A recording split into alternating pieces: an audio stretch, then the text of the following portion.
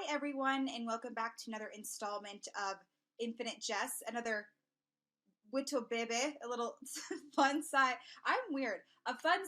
episode of Infinite Jess for MLB.com's Cut 4. I'm Jess Kleinschmidt, and it's World Series time, people. That means we're freezing our butts off watching baseball, and it's amazing. And since it is World Series time, I wanted to talk about David Price, and not just because he's had a phenomenal postseason compared to the past where he's somewhat ridden that struggle bus, but in his last win, of course the Red Sox win 4-2 over the Dodgers on Wednesday night, in 6 innings he struck out 5, walked 4, and gave up 3 hits, which is actually pretty good considering, like I said, he kind of gets haunted by his past with that postseason. So that's all well and good, right? But I wanted to talk about somebody else who stole his spotlight during one of his press conferences. Take a look at this clip. David, yesterday in here you talked about a lighter feeling that you were carrying just because of your recent success. How does that manifest itself today in terms of getting ready and then in terms of being out there? Feels, especially in the playoffs and even in the regular season, it's just that big inning, being able to stop it at 2, right there after the Puig hit to center. That was big for us. Pete, to row on your left. David, I guess sort of on that sharp at that point. I was pretty sharp. I was, fastball command is that's the key for me, Tiff. That's the you win, dude. Come go to mama.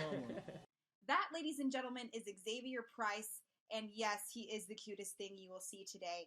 And this is the second time he's brought little baby Xavier up on the podium and kind of took away the spotlight. He's having fun. He's living his best life. He's messing with the mic. He was even messing with the backdrop, playing with the Gatorade drinks, really taking advantage of having all of that attention on him. So what I wanted to do was bring in somebody I'm very excited to have. I want to know what he's thinking about, not only with David Price's performance, but this adorable little human. So I'm going to give him a call now.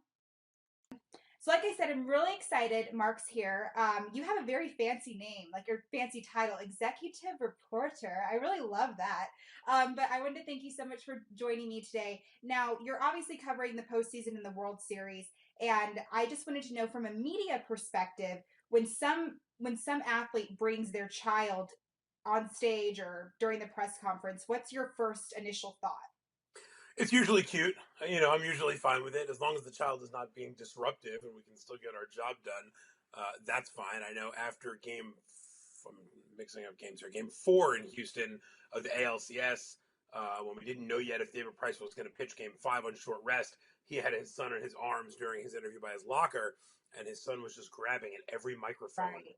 And that was very cute, and he was having a good time. It was like 11:30 at night, so yeah. I think the kid's like less than a year old or around there, so maybe a little over a year. But and then he brought him back up again after he won Game 5, and of course, when the kid starts fussing a little and he put him down and he starts wandering around, I actually took a video and put it on Twitter. It's cute, it's fun, and as long as the kid's not sitting there screaming his head off, I don't think anybody has a problem. We've seen some of these kids become big stars, right? I mean, Steph Curry's kid became a big star. Some of these other guys, I remember one time Roger Clemens, his kid was up there, and somebody said, "You have any thoughts?" And he said, "Can we have our dad back?" So, some of these kids have some some fun things to say, and it certainly adds some color to the night of what is normally a pretty standard press conference situation. Yeah, so, I mean, you have a gorgeous family. I love looking at your photos on social media of your family. If you were to bring any of your children around that age to work, how do you think they would behave? Well, my kids are outgoing. My little one would eat it up. He's a big ham, so he would. He's 10 now, but when he was 2-3 years old, he would have been front and center, really soaking up the attention. So I think a lot of kids, at that age, can be shy around a lot of people, especially people they don't know. But the ones who sort of figure out, wait, all these people are looking at me, they can tend to get into it. I think certainly my younger one would have gotten into it. That's for sure. Yeah, I think it's cool. So you're obviously right in the thick of the World Series right now. It's been so much fun to watch. Beyond Price, what's been your favorite storyline thus far? Well, I think it's been interesting to see how the Dodgers have constructed their lineups. Going in games 1 and 2 without Bellinger, without Muncy, just because of the lefty-righty situation. A lot of people are questioning, has analytics gone too far? And that's always an interesting conversation. Bellinger won the MVP award in the last series.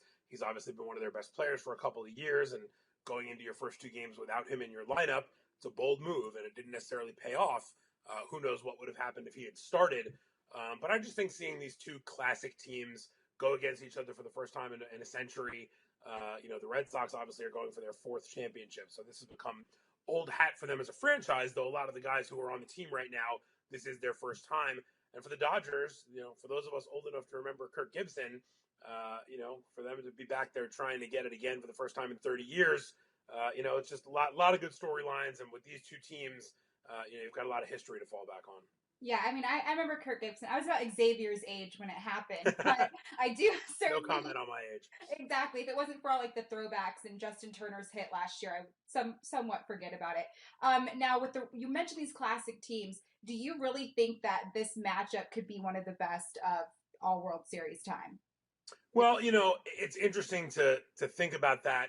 I think that plays out on how the series plays out. If it ends up being, a quick series, then you're going to say, well, it wasn't that great of a series. Whereas you can look at some other series that were between teams that, maybe didn't have the history. I mean, look at the Marlins-Yankees series, look at the Diamondbacks-Yankees series, 2 really good World Series with 2 teams that had not been around for very long facing, the most historic team in the game. So I think, it's easy to sort of match things up on paper and throw the history into it. But really what happens on the field to me is what determines sort of how good a matchup is and how we're going to look back on it years from now. Yeah, and I mean, I'm still having heart palpitations from last year's game 5. I know it was very soon, but that game really reminded me why I love baseball so much and stuff like that. You look at these classic teams, you're kind of you want the drama, you want all of that, and I'm not really getting that yet, and I want that. I want it so bad, but hopefully it happens soon. All right, Mark, thank you so much for joining me. I really, really appreciate it, and I hope you have a great rest of the World Series on the media side. Thanks, Jess. You too. Thanks for stopping by, Mark. Like I said, I was so excited to have him on. I've been trying to get him on for billions of infinite Jesses, if you will. So I'm excited he had the time to stop by. So speaking of, we're going to reach out to the amazing people of the Twitter.com. I was curious what they wanted to know, bringing this adorable human being, Mr. Xavier, onto the stage because, I've heard from the media what they think about it, but I'm curious what people on the Twitter sphere have to say about that. So the first tweet that I saw was from Truth Teller, and he said, David had the Dodgers number, but that little guy had Daddy's number. Too cute. So true. These athletes melt when it comes to their kids and their families, and it's my favorite thing in the world. Hashbia said, oh my, OMG, too cute, like when Steph Curry brought up his daughter. That was one of my favorite sports moments of all time, when Steph Curry brought Riley Curry, and nobody paid attention to what Steph had to say. And in order to have one of the best sports influences in the world be ignored, you have to be little baby Riley Curry. So it was fantastic. Energy Driven said, winning on that day and very possibly winning tomorrow. Great energy with that little dude and some peace signs. And we still don't know if this means prayers or hand claps, but either way, good emojis all around. Matthew Corey said, also props to David Price's son for fixing the backdrop. Yeah, I'm saying that if we, put in some extra work, Xavier. Do what you got to do. Appreciate you. Bree On said, Red Sox, we're gonna need Bring Your Child to Work Day next season. And he said that because the last 2 times Price has brought his son on the podium was after a very stellar outing. So MLB, why not? I would love that. The moment I'm gonna bring all my kids to baseball games, and even when I'm working, I'm gonna do that. I don't care. Anywho, thank you so much for dropping by. I appreciate your time.